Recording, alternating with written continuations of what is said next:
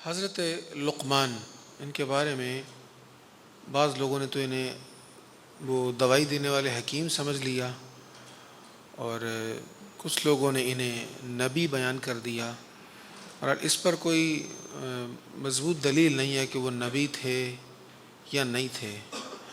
بہرحال وہ اللہ کے نیک بندوں میں سے تھے اور اللہ کی بارگاہ میں مقبول لوگوں میں سے تھے۔ ان کی اللہ کی بارگاہ میں مقبولیت کا اندازہ اس بات سے ہو سکتا ہے کہ اللہ تعالیٰ نے ان کی نصیحتوں کو، جو انہوں نے اپنے بچوں کو نصیحتیں کی، وصیتیں کی، اس کو قرآن کریم میں بیان فرمایا۔ وہ کیا نصیحتیں؟ یا بنی انہا ان تک مثقال حبۃ من خردل۔ لقمان نے کہا، اے میرے پیارے بیٹے، اگر ایک رائی کا دانہ کسی چٹان میں ہو یا آسمان میں یا زمینوں میں تو اللہ اس کو لے آئے گا۔ بے شک اللہ ہر باریکی کا جاننے والا، ہر چیز کی خبر رکھنے والا ہے۔ ایک رائی کا دانہ بھی اگر چٹانوں کے نیچے کہیں ہے، وہ تیرے حصہ کا ہے۔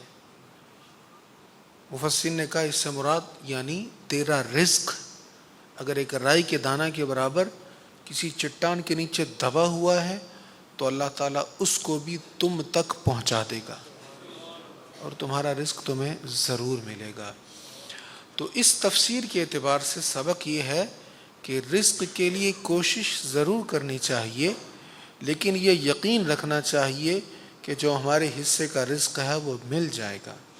یہ مطلب نہیں کہ کوشش نہیں کرنی چاہیے۔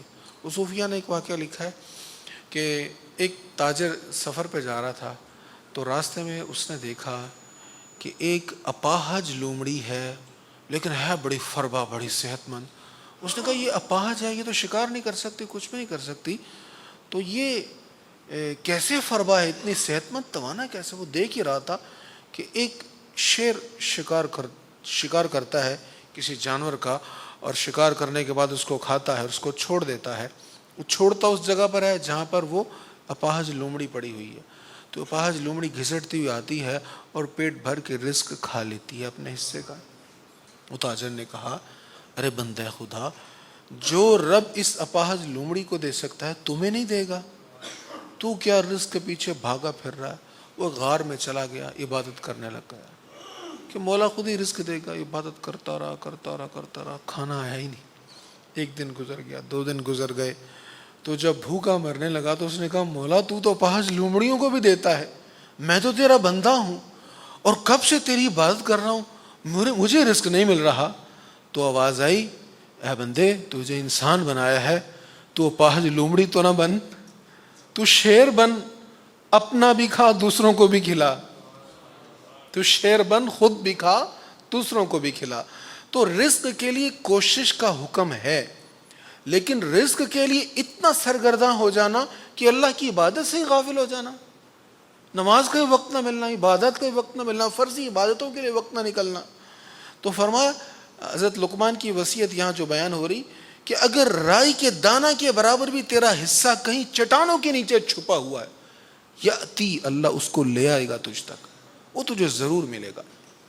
اس کی ایک تفسیر اور بھی ہے، اگر رائی کے دانہ کے برابر بھی تیرا جرم ہے، اللہ نے اگر پردہ نہ ڈالنا چاہا تو قیامت کے دن اللہ اسے بھی لے آئے گا۔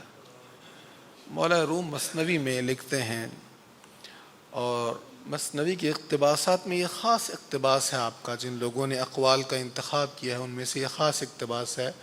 وہ کہتے ہیں، اے بیٹے، اگر تو کہیں تاریکیوں میں چھپ کر بھی چھوٹا سا گناہ کرے گا، چھوٹا سا جرم کرے گا، اگر اللہ پردہ نہ ڈالنا چاہے تو اس کو نکال کر لے آئے گا، وہ ظاہر ہو جائے گا۔ ان اللہ لطیف خبیر۔ یا بنی اقم الصلاۃ وامر بالمعروف وانہی عن المنکر واصبر علی ما اصابک۔ اے میرے پیارے بیٹے، تم نماز کو قائم رکھنا اور نیکی کا حکم دینا اور برائی سے روکنا، اور تم کو جو مصیبت پہنچے اس پر صبر کرنا، بے شک یہ بڑی ہمت کے کام ہیں۔ اور لوگوں سے تکبر کے ساتھ اپنا چہرہ نہ پھیرنا اور زمین میں اکڑتے ہوئے نہ چلنا۔ بے شک اللہ کسی اکڑنے والے متکبر کو پسند نہیں کرتا، اور اپنی رفتار درمیانہ رکھ۔ ایک تو ہے جلدی میں کہیں جانا، اور ایک ہے تکبر والے انداز میں تیز چلنا، تو اس سے یہاں پر ممانعت ہے۔ اور اپنی رفتار درمیانہ رکھنا اور اپنی آواز پست رکھنا، بے شک تمام آوازوں میں سب سے بری آواز گدھے کی ہے۔ تو یہاں پر اب انہوں نے نماز کی بھی تلقین کی، نیکی کا حکم، برائی سے روکنے کی بھی تلقین کی، اور تکبر سے بچنے کی بھی تلقین کی۔ تکبر بہت برائی چیز ہے، بہت بری چیز ہے، اور روحانی بیماریوں میں سے یہ بڑی عظیم بیماری ہے۔ یہ پیدا ہو ہی جاتا ہے ہر شعبے میں، علماء میں بھی، جہلاء میں بھی، سیٹھوں میں بھی، تاجروں میں بھی، ہر کسی میں آ جاتا ہے۔ بس اللہ تعالیٰ سے پناہ مانگتے رہنا چاہیے۔ حضور پنور صلی اللہ تعالیٰ علیہ وآلہ وسلم نے فرمایا جس کے دل میں تکبر ہوگا وہ جنت میں نہیں جائے گا۔ اسی سے اندازہ ہو سکتا ہے کتنا بڑا عیب ہے۔ یہ بڑائی صرف اللہ تعالیٰ کو زیبا ہے، صرف اللہ تعالیٰ کو زیبا ہے بڑائی، اور کسی کو زیبا نہیں ہے۔ انسان کی عظمت کیا ہے؟ جھکنے میں۔ قرآن کریم میں کیا بیان ہوا؟ 3-4 دن پہلے وہ آیت بیان ہوئی، الفاظ میرے ذہن میں نہیں ہے، کہ وہاں پر سجدہ بھی آیا تھا، لِلْأَذْقَانِ سُجَّدًا، لِلْأَذْقَانِ سُجَّدًا، یہاں پر ہم نے سجدہ بھی کیا تھا۔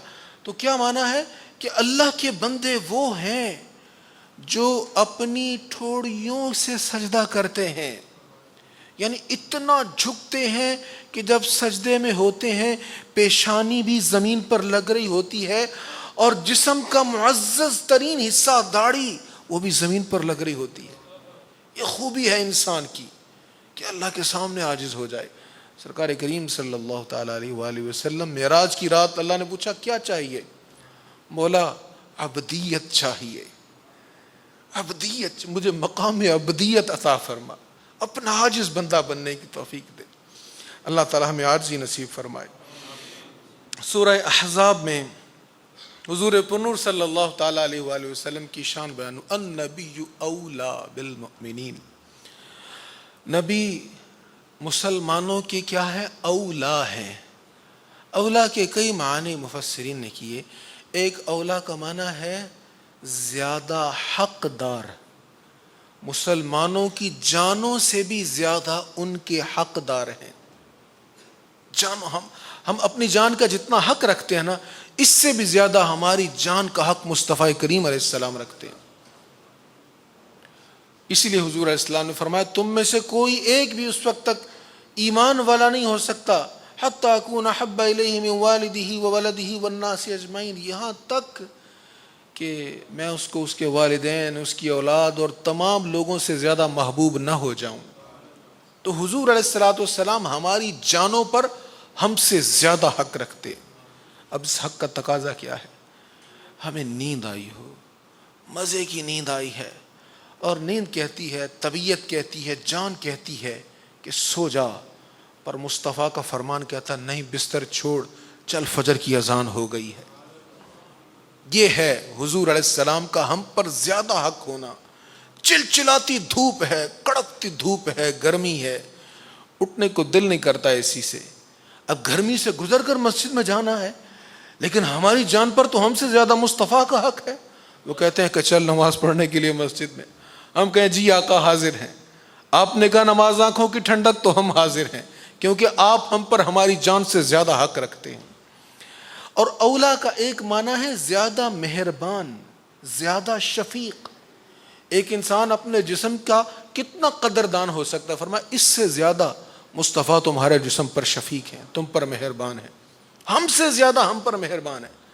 بخاری کی حدیث ہے، نبی کریم علیہ الصلوۃ والتسلیم فرماتے ہیں کہ میری اور تمہاری مثال ایسے ہے جیسے ایک مسافر ہے، اس نے کہیں آگ جلائی اور پتنگے اور کیڑے مکوڑے اس آگ میں گر رہے ہیں، گر گر کر جل رہے ہیں، ان کو پیچھے کر رہا ہے۔ اس کا تو اپنی ضرورت تھی جو اس نے آگ جلائی، ان کو جلانے کے لیے تو نہیں آگ جلائی تھی، تو وہ ان کو پیچھے کر رہا ہے، لیکن وہ گرتے ہی جا رہے ہیں۔ فرمایا ایسے ہی تم ہو، تم خواہشات کی آگ میں گرتے ہی جا رہے ہو، اور تمہیں میں پیچھے سے پکڑ پکڑ کر کھینچ رہا ہوں، تم پھر بھی بھاگ رہے ہو۔ وہ ہم پر زیادہ، ہمارے جسموں سے زیادہ ہم پر شفیق ہیں۔ فرمایا النبی